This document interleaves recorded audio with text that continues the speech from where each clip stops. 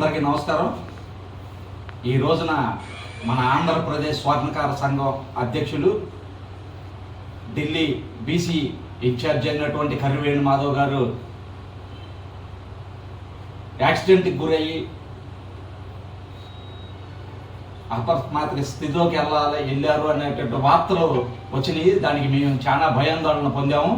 కానీ ఆ బాబా గారు ఆ సర్వేశ్వరుడి ఆశీస్సులతో ఆయన ఈ రోజున చిన్న చిన్న దెబ్బలతో బయటపడి ఈ రోజున ఇక్కడ విజయవాడలో ఉండటం జరిగింది.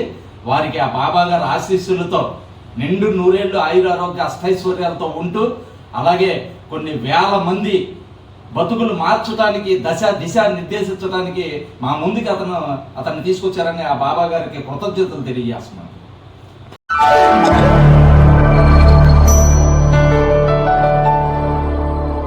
Thank you for watching the video and please subscribe Virat Media. For more updates, click on the bell icon.